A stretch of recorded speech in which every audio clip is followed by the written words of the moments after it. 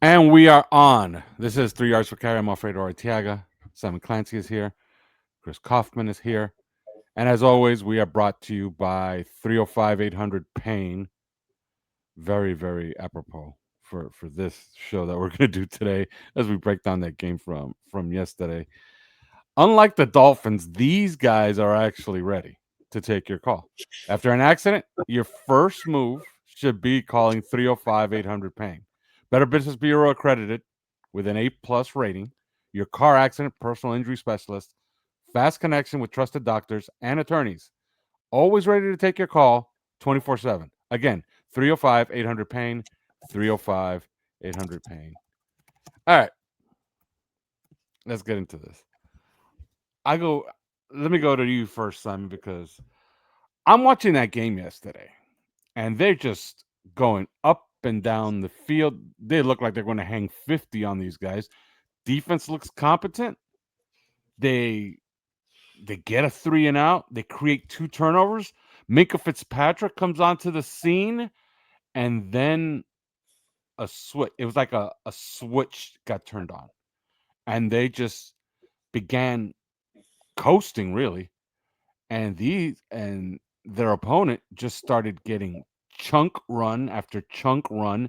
I believe 6 chunk runs, 6 runs of 10 yards or more, Mm. including one that went 53.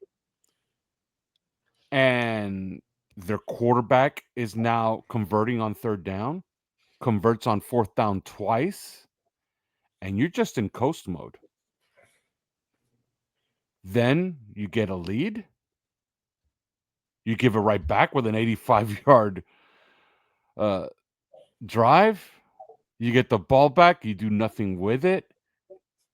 I thought that game was shocking. What do you think of? We're gonna get into pieces of this game, but what did you think overall that game flow? What did you think of that game overall, Simon? Yeah, I would say, look, thank God we didn't do this yesterday because I was, and I said at the start of the season I wasn't going to get angry, and I was so angry yesterday. But actually, the more the time has passed over the last 24 hours, the more I kind of see what happened yesterday through the lens, I think, of like the last 6 years. I think, you go back this rebuild that had so much hope. And we've blown it so unequivocally badly that one day they'll write books and they'll make documentaries about how we tried to position ourselves for Joe Burrow. We blew it when Nick Needham. I watched it back today. Nick Needham knocked away that third down Bengals pass in overtime to John Ross that would have set them up at midfield with the first down. And you go to yesterday, you end up losing to the woeful Panthers, having led 17-0 after 18 minutes or whatever. And I think, I don't know if you guys play bingo in America, but yesterday's game was, to me, a kind of an absolute sort of bingo card microcosm of that entire 6-year period. I mean, you can kind of count them. I mean, you go through it, a bit of a performance early on that gave us hope. Yep, bingo, that was there. A guy on the team trying to prove everybody wrong, which the GM would kind of use to as kind of wink at the owner. Can you see what I did here? Sort of trump card. Yep, bingo, we had that.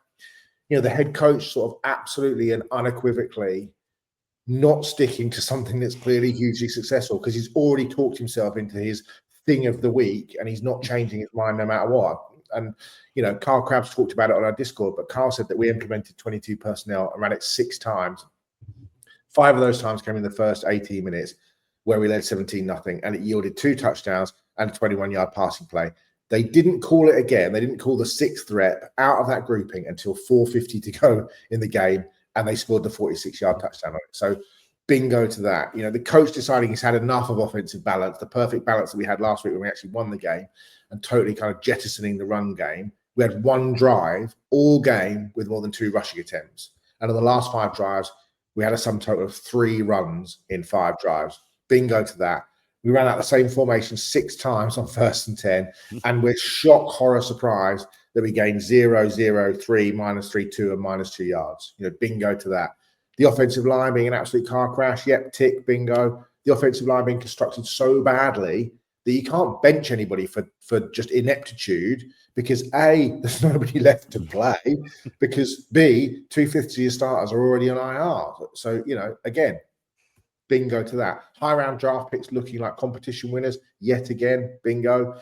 A skill position player. This time it's Malik Washington, but Christ knows, pick anybody over the last 5-6 years. Being treated as if we get a 5-yard penalty if they're actually used at the position that they play in, i.e. a wide receiver, rather than a running back. Malik started the game as the I-back, a gadget player on reverses or sweeps, or somebody who can only catch the ball clearly behind the line of scrimmage or at the line of scrimmage. Bingo to that. The quarterback getting the ball back at the end of the game, knowing we had to win it, needing to drive down the field, and not only going 3 and out, but missing a throw a high school quarterback could make to Jalen Waddle with nobody sort of 7, 8, 9, 10 yards around him. Yep, we knew that was going to happen. Bingo to that. A late edition free agent who he took off the street, trying to cover up yet another roster inequality, making a huge mistake at the end that ultimately cost the game. Yep, been there, done it. And then, like, after the game and today, like the quarterback / head coach / offensive coordinator, whoever it is or whoever it has been over the last few years, talking about the opponent, either taking away some part of our offense and we couldn't counter it. Today it was, or yesterday it was the middle of the field, as if we had no counter whatsoever to what they'd done defensively. Bingo to that. And then the day after press conference, of course, where the head coach comes up to the lectern and gives this kind of rambling, long word salad answers that go on for 6, 7 minutes of kind of mumbo jumbo-ness with no rhyme or reason. Absolutely bingo. And then players or coaches, as we've had today, talking about a lack of communication or an aspect of the game that just got away from us. The run game just got away from us in the end. Or how there's great people on this team and there's great chemistry and everybody's trying really hard. That's like bingo, bingo, bingo, bingo. Like, you know, we are an absolute embarrassment of a team. We're an embarrassment of a team. I don't care what anybody says. And whilst, like, you go back to yesterday, Arizona's collapse was pretty shambolic, right? That was the sort of shambles of the day. This is year in, year out, over and over and over, rinse and repeat the same sort of stuff. I could have written that list that I've just said in 2020, in 21, in 22, in 23, in 24, or this afternoon, right? It would have, you know, the phrase, may as well keep that in drafts. It's exactly the same thing. But they won't fire the GM because if the rumors are true from Omar Kelly, then he clearly knows where the bodies are buried as it pertains to the Brian Flores suit. And if he does fire the GM and the GM does spill about the Brian Flores thing, the Dolphins end up losing draft picks. And that hurts who?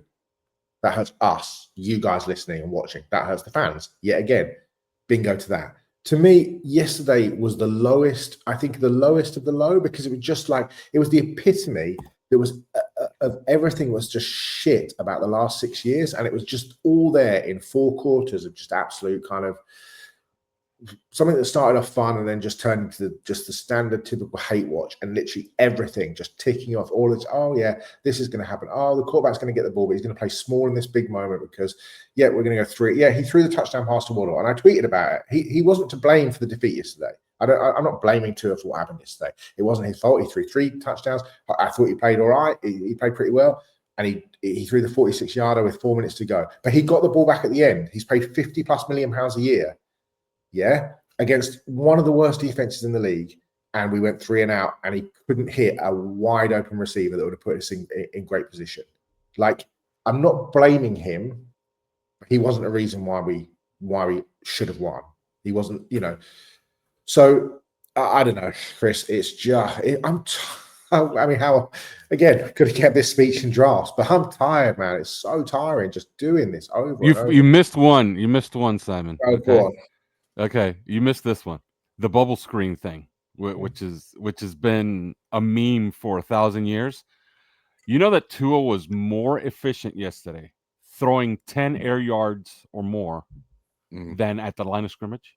I mean, and that's almost impossible to do. Like, I'm just watching, like, I'm literally in, like, so it's 11 o'clock UK time, PM. It's 6 o'clock US time, to give people an idea, on a Monday night, right? And I in the last sort of half an hour, I just started watching the All 22 because, and some of the things that, like, and I've written them down because I put them in Discord, but just like so many of our run designs, right, are predicated on motioning receivers or tight ends who can't block one-on-one anyway, motioning down into the formation, these kind of movement blocks where they're having to take on 5 techniques or defensive ends or edges or whatever, or asking offensive linemen like poor Aaron Brewer having to get 15 yards out into the flat to take some guy out at the perfect angle in a game which only, you know, this block only works if he has a completely clear runway. And this is American football. There are people everywhere. There are bodies everywhere. He can't, like, it's staggering to me. Like, I just watched a catch literally just before we came on air. It's not a run play. It's on the first drive. It's a catch behind the line of scrimmage. And I don't know who number 11 for Carolina is, but the first responsibility on this play should be blocking number 11, because no matter what happens in terms of the blocks, so two offensive linemen go 7 yards down the field to block safeties and corners, which they do fairly successfully, but nobody blocks the guy on the line, the number. Julian Hill kind of runs past him, bumps into him, but nobody actually blocks him. And guess what happens? Malik Washington catches the ball and then gets tackled behind the line by, guess who? Yes, ladies and gentlemen, number 11, the guy that we've completely ignored. And you're like, when you're drawing this up, at what point do you think this guy here is going to be the most critical person to block? Like, he's going to be the critical guy to block, because if he's uncovered and unblocked, he's going to make the tackle, which he does immediately. And you just think, I don't know, it's just painful watching some of this stuff. We never do hat on a hat blocking. Like, go back to the very first, was it the first run play that we did against the Colts in the first game of the season? Like, two back set, I formation, in gold, straight up, you know, that kind of boss block, 8 yards, A-chan, hat on a hat. Everything else we do is that kind of motioning, and it's fine if you're the Rams and you're Cooper Kupp and you're, you know, back in the day, or you're Puka Nacua, motioning back into the formation and doing those sorts of things. We clearly don't have the people that can do that. It's just it's so frustrating. And I don't blame Mike McDaniel necessarily for all this, and I don't blame Anthony Weaver necessarily for all this, but God knows at some point it's never ending. Ran over. Just like the Dolphins. Yeah. Chris? For one, I'm a little bit upset that I waffled on, you know, calling this a trap, because it was. Yeah, nailed it, man. But it was the Tyreek Hill thing. It threw me off. You know, Tyreek Hill, you lose your superstar, you wouldn't think that you could walk into a game overconfident losing your superstar. But a 17-0, running out to a 17-0 lead because of these mistakes that the Panthers made, really, with the fumble and then the interception, which was a poor throw. You know, I think that sort of gave them, that replaced whatever they lost from losing Tyreek Hill. They were overconfident from that point. Right. And then they clearly lost the game off of that. Otherwise, I thought that this was a perfect trap game, because, you know, this Carolina Panthers team, I think that they look to me like a team that has a road home problem. I think they were a better team at home, and they were against the Falcons. They were against the Dolphins. And the Dolphins kind of, you know, they convinced themselves, oh, we just lost it against the Patriots at the end there. It was just like, you know, a little issue here. And then the Bills game, we just lost it at the end. It was a little issue here. You know, it's sort of playing the results and playing the final plays instead of looking at all the plays that stacked into that result throughout the game. They finally got their win against the Jets. And, you know, I think that, okay, we're back to normal now. We stack up wins against bad teams. That's a hallmark of the Mike McDaniel teams, is they stack up the wins against the bad teams. Well, this was supposed to be a bad team, so they were overconfident. But, you know, the anger that you feel is, I think it's warranted because from a personnel standpoint, there's just nonsensical personnel all over the place on both sides of the ball. How can you have an offense that is, or a run offense that is oriented the way that it is, and still be neglecting the tight end blocking? You know, because that's what they're doing a lot of. And where do these plays fail a lot is out on the perimeter with the tight end block. Julian Hill gets blown up, or, you know, something like that. It's you know, you run a boom or bust run game like this with the highest percentage since 22 to present, by a good amount of distance, the highest percentage of runs tackled for a loss.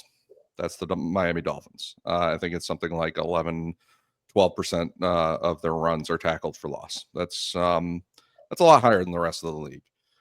You also have a decent, you know, they rank 7th in number of explosive, or number of 10+ yard runs over that time. So it's a boom or bust run system.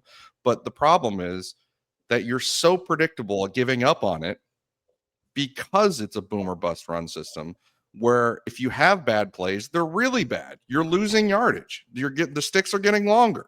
And so they say, all right, not working today. We're just going to pass it. And when you have a good quarterback like Tua Tagovailoa, I think he has been in his career a pretty good quarterback. Then, it just reinforces that we're just going to keep passing. And then before you know it, we have led for 54 out of 60 minutes in this game. And yet we have a 40-14 or 40-13 pass run ratio. That is what this is. And it's getting to the point where teams defenses are predicting it so well that they can key on runs in the first half, knowing that you are going to give them up yourself in the second half. You're just not going to call them in the second half because you got a little bit discouraged by the fact that you got tackled for a loss, or you got a little bit discouraged by the fact that this run went for 0 yards or something like that. It's getting predictable, and that's not a sustainable situation. That's not a situation that's sustainable to winning. You have to change that. You have to change that. And I think that part of the problem is not just the way the running game is structured, but also the way the play calling and the entire operation is structured. We talked about how long it takes from the motions and getting the play call out, getting the personnel out there, getting lined up, and going through all the motions, formation changes, and things like that. That all takes so much time. But there's another aspect of that, which is that I don't think there's a lot of freedom for the quarterback to get you into this play or this play, as you break the huddle and you see, what their personnel is, how they're lining up and things like that. I don't think there's a lot of freedom there, because I see a lot of, you talk about these failed run plays. How's a run play near the goal line out of 11 personnel? So you have 3 wide receivers out there. They have their base defense out there, which means they've got 4, they've got a full front 7 out there with all the linebackers and everybody. And you're in 3 wide receiver. You're in a light personnel package. And you run it out there into the teeth of their oversized personnel, because you've got no other choice but to run the play that was called. That's that's the way that works. And there's a lot of that through the play calling offensively, that it seemed like you ran that play because you had no other choice. You had no other choice but to run it into that spacing, run it into that personnel grouping, execute the play into all that. So there's all of that. But then the personnel side of it is a lot of damned if you. I mentioned the tight end thing already. Defense is just an absolute shambles right now, from a personnel standpoint. First off, Jack Jones is probably not going to start next week. I can break that right now. And it's not inside information. It's not.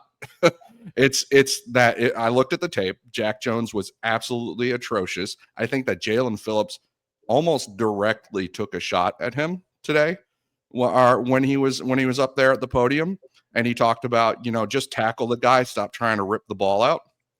I think I know who he's talking about, just like sort of like we know who they were talking about last year about being late and, practices and stuff like that. We know who they're talking about. Jack Jones had an absolutely atrocious game, and the only good games that he can have are the games that an offense allows him to have, because he's so terribly mismatched for this defense. He's just, it's not even necessarily, he's a see ball, get ball kind of guy. He's not an information processor. He's not a zone player. He leaves a lot of guys hanging out to dry on a play for play basis. I think that if you look at that secondary, you think of this whole thing is the saying goes, a chain is only as good as its weakest link, right? Well, the weakest links to me are still in the secondary. And I think that it puts pressure everywhere else. And I do feel bad for Anthony Weaver, because he seems a little damned if he's throwing literally everything he can out there, everything to see what sticks. And nothing is sticking, because if you're only as good as your weak link, you have 11-man chain out there with 4 or 5 weak links any given time.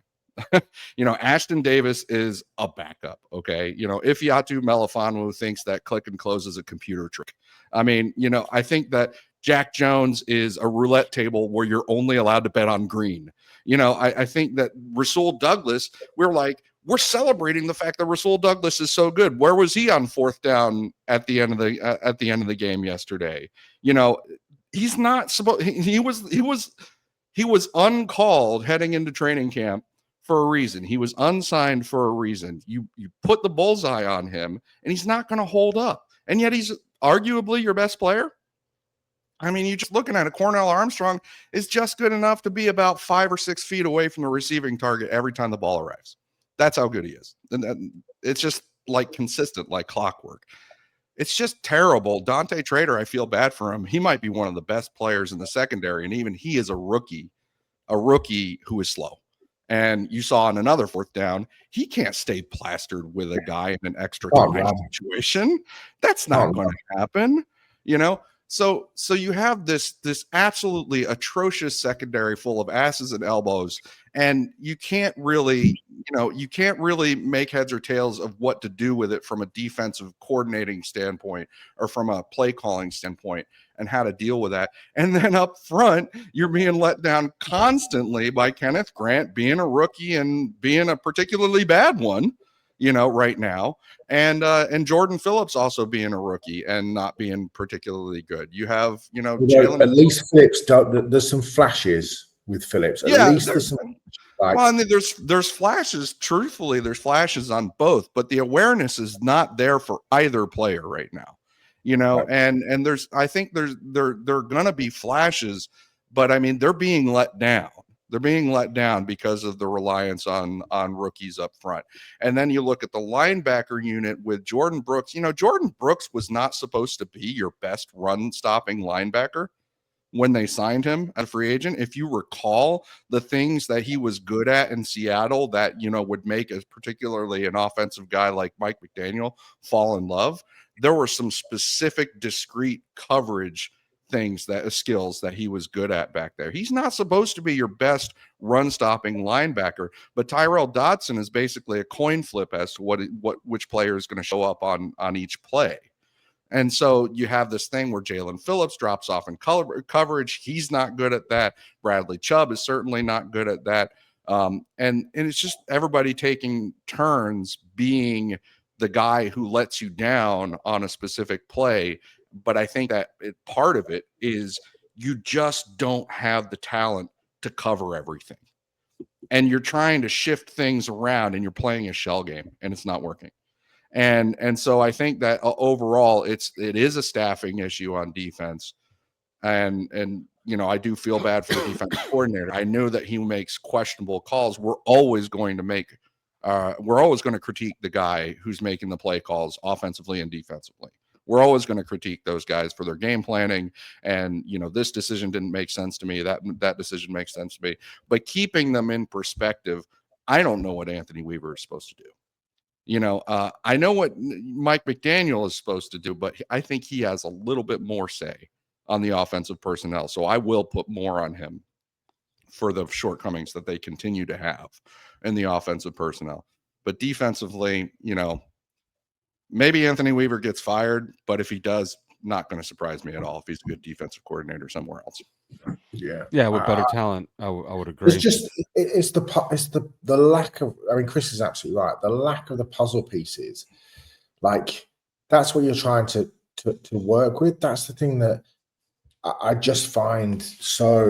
I made the analogy. It's like a fashion show, but instead of like selecting articles of clothes that suit one another, it's just this mishmash of styles and colors and a big hat that doesn't go with a floppy pair of shoes and a pair of trousers that color-wise. It's like it's so badly constructed. It's so badly constructed. And I just think it's the lack of thinking about what does Zach Sealer do best? So what do we need? Zach Sealer is brilliant on stunts and games. So what we probably need is a guy and he was so successful with Christian Wilkins because they worked so well together off stunts and games. We haven't got another guy who can run stunts and games. So it eliminates what Sealer's really good at doing. Like Grant is playing so badly inside that you have to move him out to 3 technique or even 4 and he's playing badly enough there. And it's like, well, you can't bench him.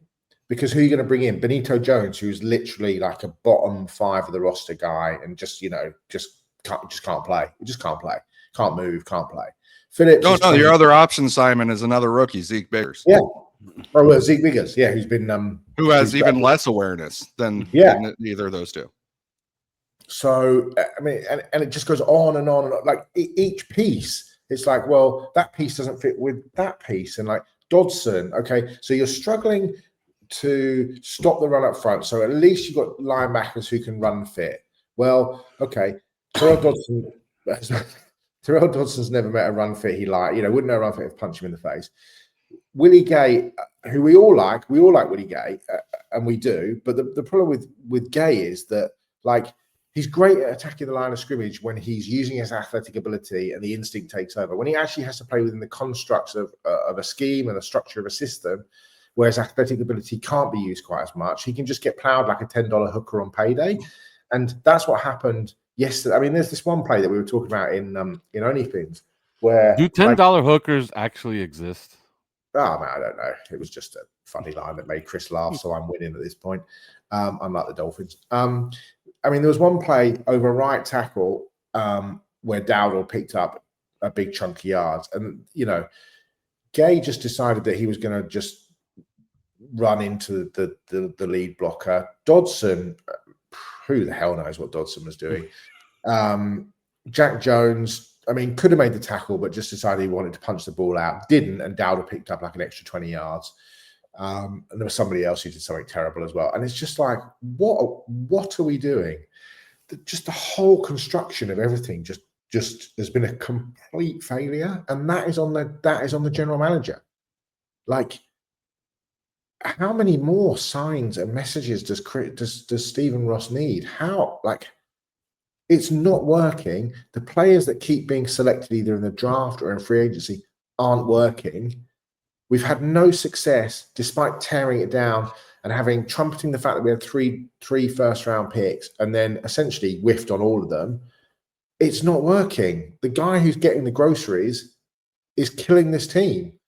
Like, yes, there's a lot of blame to go around in the coaching, but I'm with Chris on Anthony Weaver. It's extremely hard to do what you're trying to do when you just don't have the puzzle pieces. And I still think there's a good coach in Mike McDaniel somewhere, but he's been killed by a terrible offensive line and a pop gun quarterback who isn't good enough overall I just don't think he can win consistently. But you can't run the ball. You can't throw the ball down the field because generally the quarterback doesn't have time to do it unless you're doing something. There's no tight end in the run game who can block a down. It's like, who came up with this idea of roster construction? It's wild to me that we're in this situation. Absolutely wild.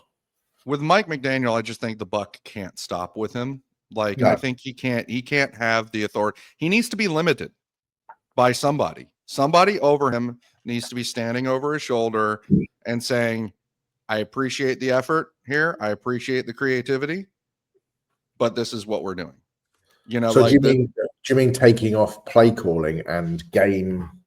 Well, game planning? It could be able to be done with him continuing to be the head coach. I do think if he were to cede authority on the offense with the play calling and also with the offensive game planning, I think that there's not enough basic in his game, when it comes to the run game particularly. And so I think that there's not enough detail in the passing game, but there's not enough basic in the run game. It's way too lopsided in that way. And so, you even see it with these with Kyle Shanahan sometimes. They've had games before where because of injuries, they just have to run a lot of inside zone. And we're just talking about boring, basic plays over and over again. And you have the offensive line come off afterward. They're like, and even the running backs, they're like, I kind of liked it. We just kind of ran the same thing over and over again. It's just basic football plays, focus on your execution and things like that. And I think that's a little bit missing from Mike McDaniel. I don't think he's good at containing himself and his ideas. And I think somebody has to step in and be like, hold on, buddy. This is what we're doing because that's in the best interest of winning. And so I think that lends itself to him being an offensive coordinator, not a head coach. That's my honest opinion. Yeah, I gotta get the sponsors in here, and we're gonna go to break. But did you guys see in the broadcast? Well, I think Simon might have seen it because in the broadcast, the commentator, the commentator had to apologize for Mike McDaniel because Mike McDaniel screamed "fuck" into the microphone. I thought somebody was going to apologize for the commentator turning every play into the final play of the Super Bowl. He threw down to the To the sideline reporter. I've heard so many people singing his praises, though. Oh my god, He was enthusiastic as hell. terrible. Every single play was like, it was like the 7 seconds left in the Super Bowl, and it's like 4th and goal. It's like, what you doing, mate? It's first down on the 3rd possession of the game, and it's 0-0. Shut the fuck up. Like, oh my god. I didn't even watch the broadcast. Oh mate, I just watched the all 22 because I had a family thing during the actual game. He was like a South American soccer commentator. Like, it was fucking mad. Yeah, like Andres Cantor. It's half time.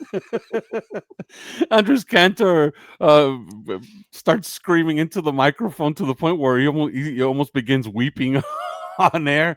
Yeah, but I'm dying to see what Mike McDaniel was screaming fuck at, because he was standing next to Ackerman. Okay, should I tell you what? If so I'm wondering who he was screaming fuck at the top of his lungs at on the sideline.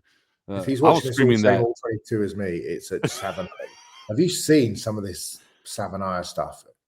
Oh my God. It's embarrassing, and we're gonna get to that on the other side of this break. But I gotta get you guys into this. Underdog Fantasy football season is in full swing, unfortunately. And Underdog is the best place to get in on all the action. Playing on Underdog is easy. Just pick whether your favorite players will go higher or lower on stats like touchdowns, receiving yards, interceptions, and more.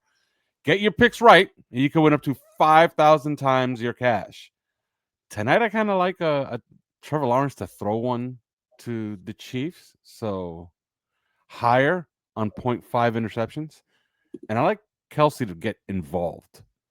That team is actually coming around, and in my opinion, the best team in the AFC. So coaching, mate, it's not a great team top to bottom. Coaching, different level.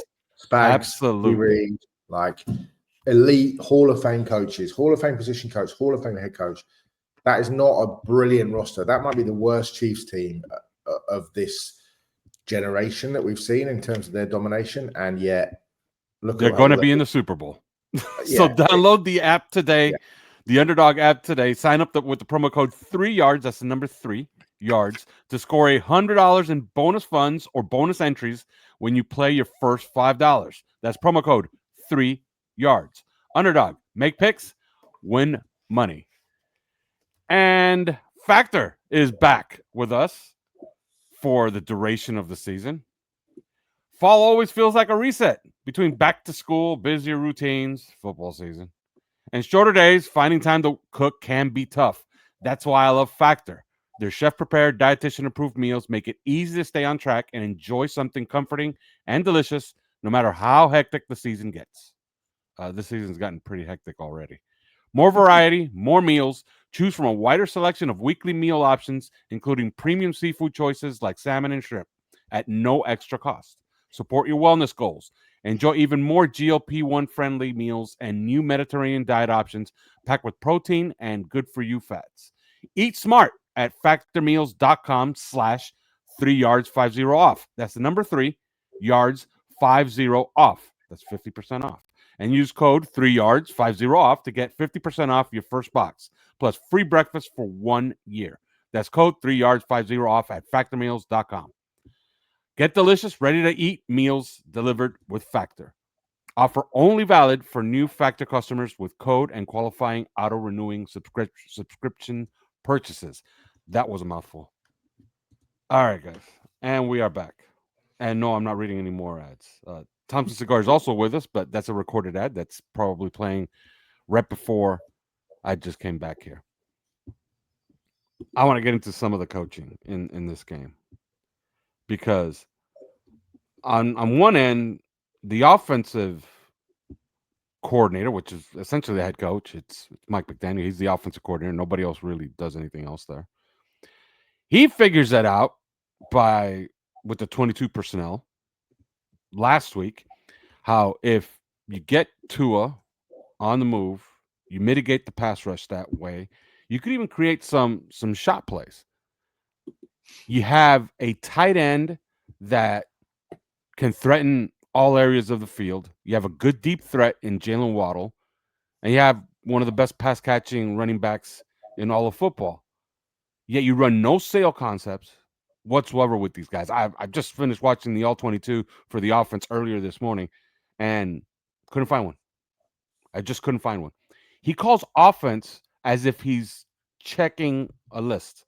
Okay, I got Waller involved here. Oh, I got to get Waddle now involved. So let's start running a bunch of design passes for Waddle. You know what? We got to throw this screen to Malik here. It's like if he's calling plays with a checklist.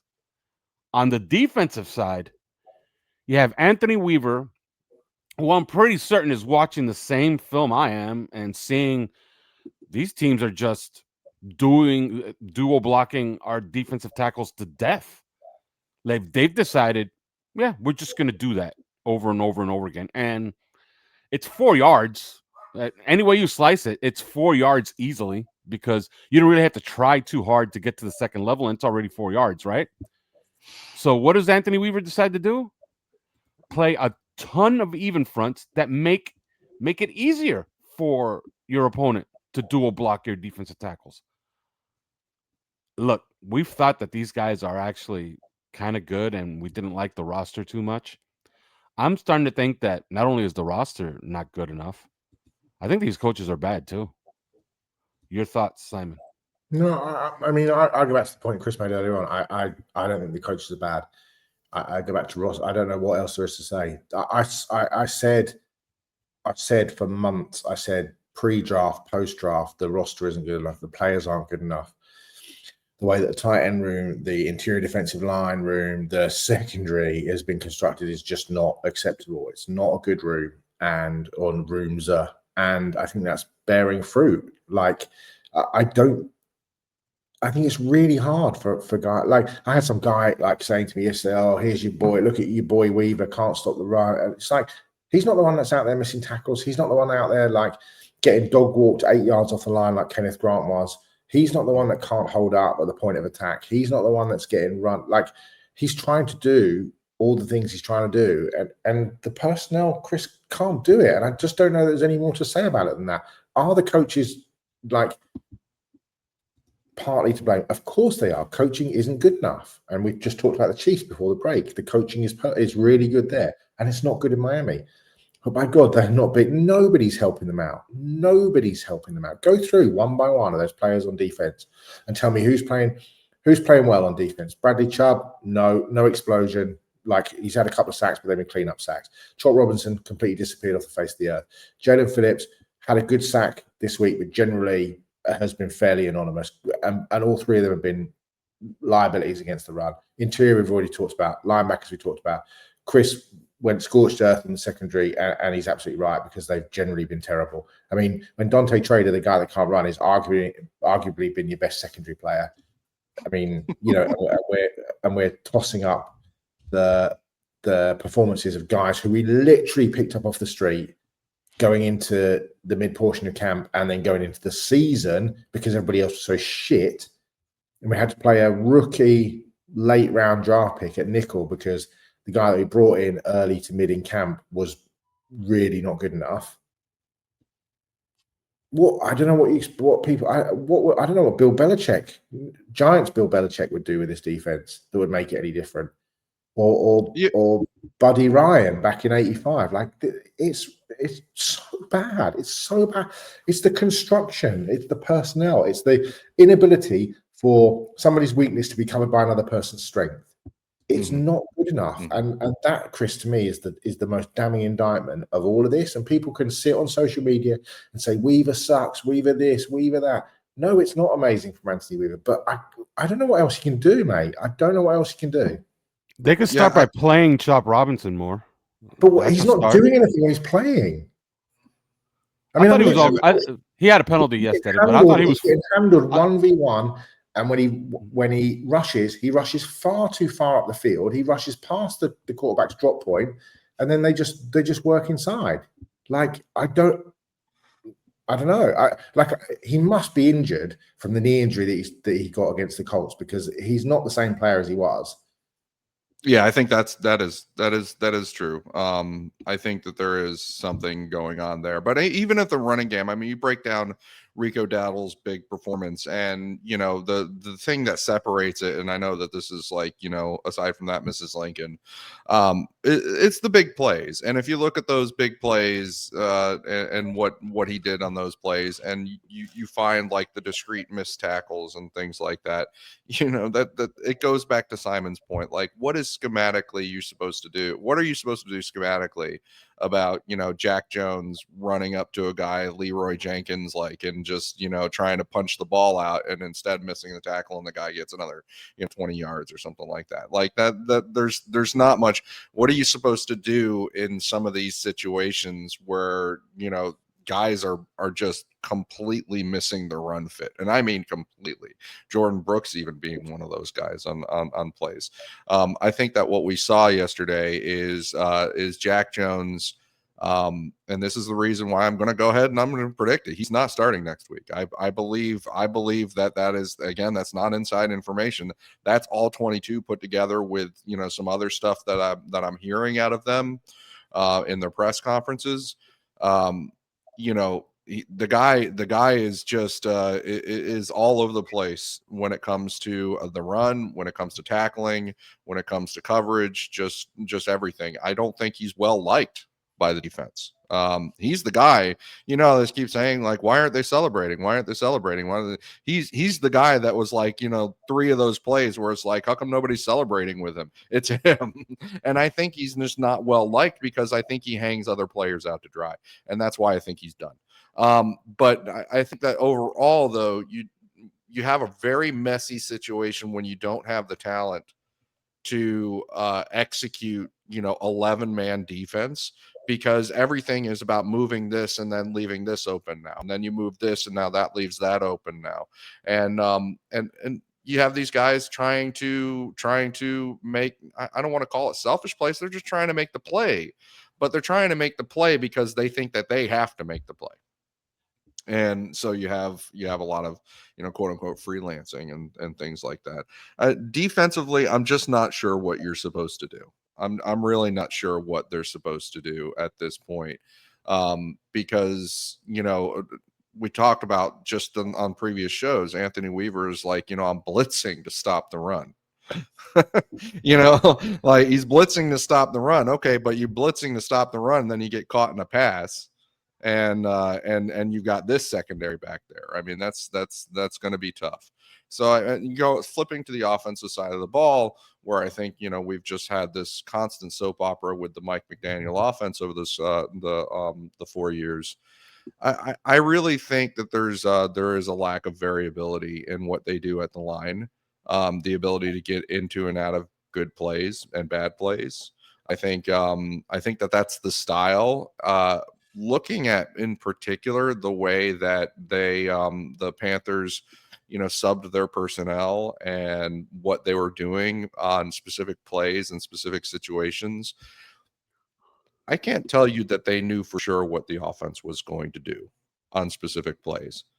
But the Panthers sure acted like they knew what the offense was going to do on certain plays.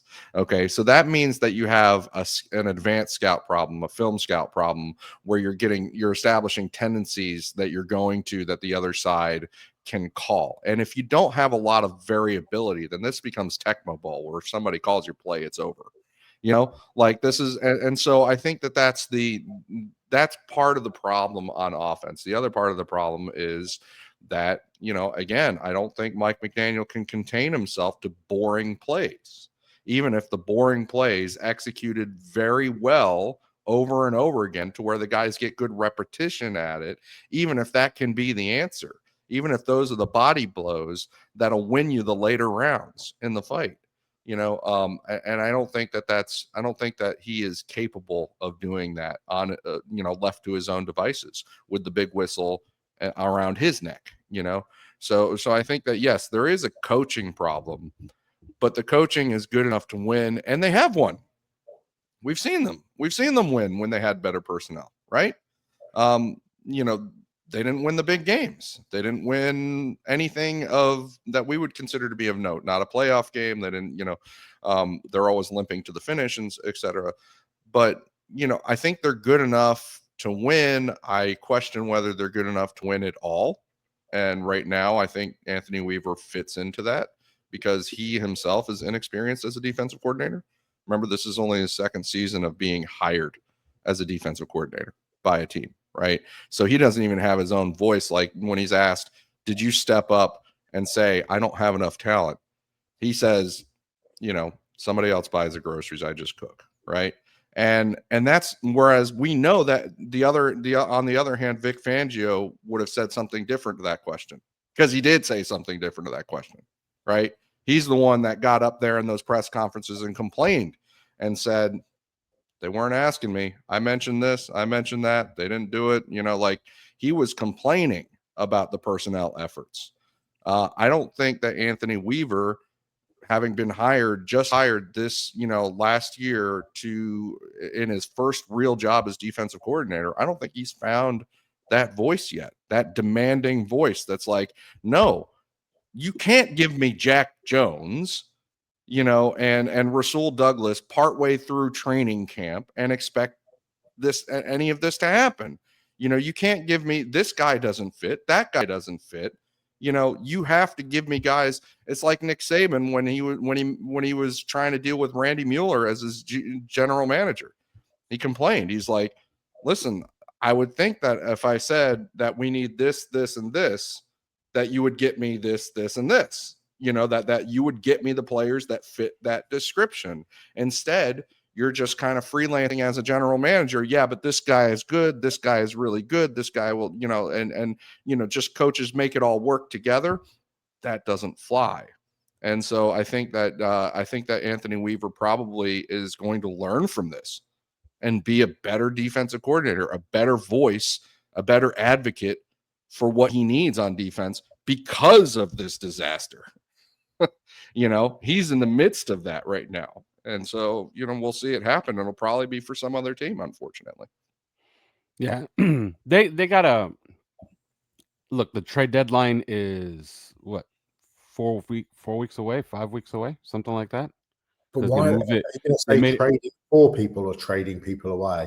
Well, we better be trading people away. They're 1-4. They can't be trading for people. Why would you waste draft picks? No. This is what I'm getting at. You're going to have at the trade deadline. I think Bradley Chubb's going to have good counting stats. That's going to fool somebody into throwing us a pick for Bradley Chubb. What's that contract like? I should know that. Yeah. I'm sorry. I think it's 16. I think he has 16 million. Well, I mean, I don't most care of it about will the be cap paid. figure, Most of it will be paid by that trade deadline. And here's what I'm getting at. Do you want this general manager to be the one trading these players? No. Why not fire Chris Greer now? I see. And that way you can have, look, we kind of know who's the guy in waiting, right? But then that's part of the problem. This is part of the problem. Handing it to a guy who's already in the building, it needs to fucking be cleaned out completely. Like this whole pat a cake, let's give it to this guy here because he's been here long. That's not what's needed. It doesn't need the same people who've been in the building, whether that's Champ Kelly or whoever. It doesn't. It needs to be cleaned out completely. And you go, who are the best GMs in the league? It's Jason Licht, it's Harry Roseman, it's Brian Gutekunst, it's what's his name at Kansas City. It's like, let's go and find guys that have worked with them for a long time. Like, who is Jason Licht's number 2? Like, who is Goody's number 2? Just take these people out of the equation that have been involved with the Dolphins for 10, 15, 20 years. It needs blowing up and starting again. If you don't, you just it's literally the definition of madness is just completely redoing the same thing over and over. And that's what we're doing.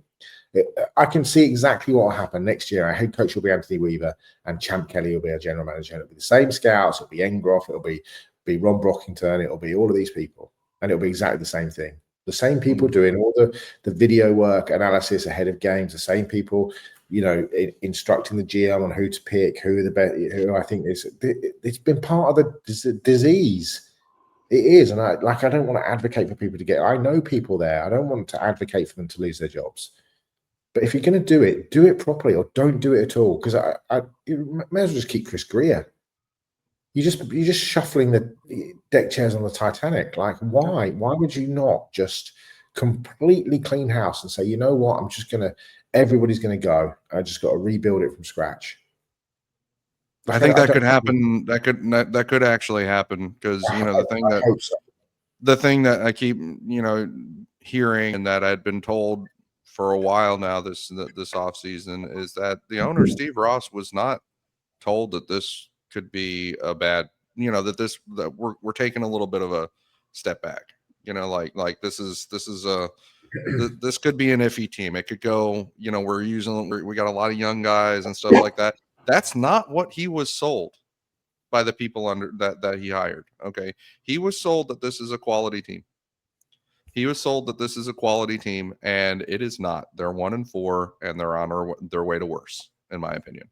And so, I think that there really could come to that. And I think there was quite a bit of subtext today when Mike McDaniel revealed that, he talked to Steve Ross after the game. Steve Ross was very frustrated, as was Mike McDaniel. And they talked about the challenge of getting ready for the Chargers next week, right? Okay, well, who's coaching the Chargers? Jim Harbaugh. A lot of history there with Jim Harbaugh. Justin Herbert, a lot of history there too, with what was going on in the draft at that time, which we've covered in OnlyFins and such. I think that that whole, we talked about getting ready for the challenge of next week. I wouldn't be surprised if that gets translated into, you don't beat them. If you get embarrassed by them next week, then yes, we are walking into a Monday morning firing of Mike McDaniel as the head coach midseason. And at that point, yes, Anthony Weaver could take over as the interim guy. But he's obviously got a deck stacked against him. We've seen how that ends. We don't end up hiring the Todd Bowles. We don't end up hiring the Dan Campbell, when they get put in these situations, and so, yeah. And so we're probably going to end up losing Anthony Weaver, because I'm not saying that he's this great asset that we don't want to lose. I'm just saying this is how we'll proceed. And then there'll probably be a full clean house. And I keep paying attention to Nick Saban and, what's he doing? I think he has been, everybody from all these different directions are telling me the same thing from a different angle, which is that Nick Saban is going back into coaching soon. The television people think that he's going back into coaching pretty soon. Okay. Other people associated with in other areas of the industry think that he's going back into football pretty soon. He lives not that far away from where the Miami Dolphins are right now. Obviously, there's some unfinished business down there. I'm not saying that it's not that it will happen, but this is Steve Ross's, I want to hire a big name guy who can remake the whole friggin' program, and it's what Wayne Huizenga did with Bill Parcells just before he relinquished ownership to Steve Ross. And I think that it's what Steve Ross could do before he takes a step back and starts having his daughter and her family take a bigger role. Nothing says massive rebuild like hiring a 73-year-old. Well, yeah, right. But I mean, is he 73? It wouldn't. He'll be 74 next week. Wow. I don't think it would be as a, this is just I don't know what it would be, but I mean, I don't think it would be as a head coach, to be honest. With Nick Saban, I think it would be something like in charge of the program and pick your guy, because there's a reality to being as old as he is. This is interesting. Nick Saban was born on Halloween. I knew that. October 31st. Trust me, I knew that. His base this year is 1.25 million. Cap hit is 12, but next 2 years base 19.4 million and 18.4 million. Yeah. Chubb, you're only trading him to a team that's going to take the rest of this contract, which is peanuts for the rest of this year. And just because you're plugging in a player that you have a serious need, something has happened, you're injured or something like that, you have a serious need, It's a nothing trade. You're not going to get anything for it. Jalen Phillips has monetary value. You can monetize him for something. Would you want to? I don't know. Chubb, I can see them going after Phillips. Yes, that's right. Nobody's taking the 30. They should be sellers. They should be sellers, not buyers. Certainly, 100%. 100%. I mean, what? But they have to fire. But they have to fire Chris Greer before any of these decisions get made. That's what I don't get. You're gonna trust Chris Greer to reorganize the deck chairs on the Titanic? I don't understand that. You know, Phillips has been paid $2.5 million this year, and then we took up the fifth, so he's what, $13 million next year. Who's that? Jalen Phillips. Oh no, that fifth year is this year. Like of course it's 2025. Yeah, of course it's down. Looking at 24. So 13.25 million. Yeah, this year. It's a sizable deal to take on, you know, kind of mid-year, although it's got a discount because they've already taken out 5 games worth of it. But he's young. He's ready to get that next contract, and that next contract's not even going to be a huge one because he's not in position to ask. And that's why I would caution don't do it. And he's only just that could be a mistake. Yeah, that could. Well, it could be a mistake for like he's a building block for Miami potentially, right? Yeah. Like you might not want to trade that out. Like you might get lucky on this next contract. If you're watching what defensive ends are making, it's ridiculous. You know, I wouldn't be surprised. I wouldn't be surprised though if Miami ends up with something. I mean, we're just rapping about next possibilities, but like if they end up with like a Nick Saban kind of a team president situation and shooting for Lane Kiffin as a head coach, you know, and we'll see what happens with Brian Daboll up in New York as well. But like, I really wouldn't be surprised with Lane Kiffin. I think that there's some opportunities to be had with the college coaching now that they've gone full NIL.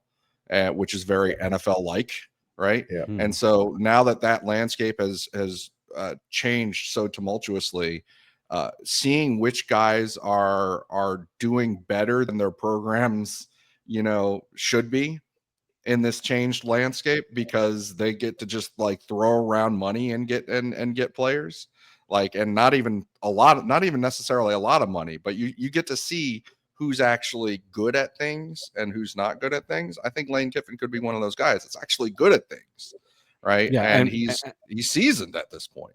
Yeah, and if you remember when Hurricanes hired Mario Cristobal, Lane Kiffin was a candidate, and he was his agent. Yeah, his agent was basically saying, "They offer it, I'm going." Like that's wants my to be down job. there. Wasn't he the coach of, was he one of the other teams down there, FAU or FIU or something like that? Yeah, FAU. Yeah. FAU. I mean, he was coaching FIU. He loves that area. He wants to be down there, I think. And so, you know, I really think that he could be a guy. Obviously, he's an NFL. He's been an NFL head coach, by the way. Yeah, absolutely. You know, the other guy to keep an eye on, I think, is John Harbaugh. Because it's going badly wrong in Baltimore. And Lamar Jackson's out. But I think that the message that it is clearly, because I was reading the Baltimore newspaper today, but also kind of just having a look around. And it's clear that the message that seems to be coming through the media is that, and I think it happens with everything. It happens with every sport. But the same message over and over again becomes tired at some point. If you're a veteran player, you've just heard the same thing. If you're Ronnie Stanley, or if you're, you know, any of those players who've been there multiple years and it's not going well, you're just hearing the same message over and over. I don't think it's working with Zach Orr, the defensive coordinator, but it's certainly not working with Harbaugh. And I think it seems like a lot of fans have kind of turned and just like, and it's the sort of thing that the ownership, you know, Steve Bisciotti's a pretty smart guy, and I think that it would be a massive divorce if that happened, but I don't necessarily think I'd be shocked. It's a perfect storm. If you think about it, it's a perfect storm because what's happening to the Ravens is this. It's not that they're playing poorly, although they have, but they are injured.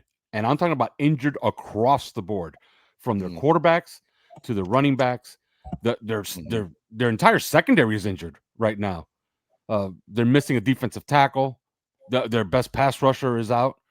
They're an absolute mess. And that owner heard all offseason, including somebody on this show, me, telling him you have the best roster in football. But like, And he's looking at this dumpster fire and he's like, yeah, I'm going to fire John Harbaugh. Look who was available yesterday, right? Rasheen Ali, Derrick Henry, Justice Hill, Patrick Ricard, Rashad Bateman, Zay Flowers, DeAndre Hopkins, Tez Walker, Mark Andrews, Isaiah Likely, Falele, Linderbaum, Rosengarten, Ronnie Stanley, John Jenkins, Travis Jones, Mike Green, first-round pick, Ajabo, first-round pick, Adafe Owe, first-round pick, Trenton Simpson, second-round pick, Roquan Smith, Carl Van Noy had 8.5 sacks last year and has had a number of sacks this year. Awuzie, Carl Hamilton, Marlon Humphrey, Malachi Starks, TJ Tampa, Nate Wiggins, two first rounders and a second rounder there. Do you know what I mean? Like, that is a roster that should be able to cope without Lamar for a couple of weeks. And they're 1-3. Things do get stale sometimes. You know, they do. They're 1-3, and they got absolutely dog walked yesterday by the Texans. But the other guy to keep in mind. No, the other guy to keep in mind that we talked about before is Kevin Stefanski. Two-time Coach of the Year. You know, with the Cleveland Browns. Obviously, that is a very questionable ownership / front office structure that Kevin Stefanski is labored under, and so that would be if Steve Ross is going to go for somebody, he's going to go for a big name, maybe a proven guy, probably a proven guy this time around, because I don't think they're going to go for this first time head coach stuff anymore. There's too many growing pains, and they're suffering for it. They're suffering over and over through first time head coach growing pains. And so, I don't know that they're going to want to do that anymore. And so, you look at guys like Kevin Stefanski, or if John Harbaugh can shake loose. Yeah. The one thing about Stefanski is you look at the game yesterday, for example, and the thing that won't go well for him in the eyes of ownership is that Kevin O'Connell, they start 3 backup offensive linemen, including their both tackles out, O'Neal and Darashaw. They had a backup quarterback. His starting running backs on IR. He benched Jordan Addison for the first quarter. He was playing the top defense in the league. They fumbled twice, maybe 3 times. They missed a field goal. 7 penalties for 50 yards here on the box score. His quarterback was sacked 3 times. And his backup quarterback had to leave in the first half to go and get a shot on his shoulder, i.e. The lefty kid from Oregon, Gabriel, had to leave in the first half, had to get a shot on his shoulder, played the second half banged up. And the Vikings still found a way to win against that Kevin Stefanski team. He is a guy that I definitely think could shake out at the end of the season, as would be Jonathan Gannon, who I'd hire yesterday as a defensive coordinator. Yeah. The good coaches, you can find them. Like they're out there.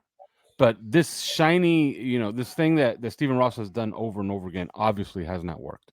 This, I'm going to get the new guy. I'm going to get I'm going to hit bingo with somebody who's never really done the job before. And he keeps failing at it. Look, what was pretty interesting hire this past offseason was Brian Schottenheimer in Dallas. They're playing better. But did you see what they pulled off yesterday? They hung 37 on the Jets, and they had 4 backup offensive linemen, 2 of which they got off the street, and Terrence Steele. That was their offensive line yesterday. And they scored 37 points against the Jets. So, anyways. All right, we're going to leave it right here. The next time we talk to you, we will preview Dolphins Chargers. But till then. I won't be around on Thursday because I'll be in Italy, unfortunately. So you'll have to go.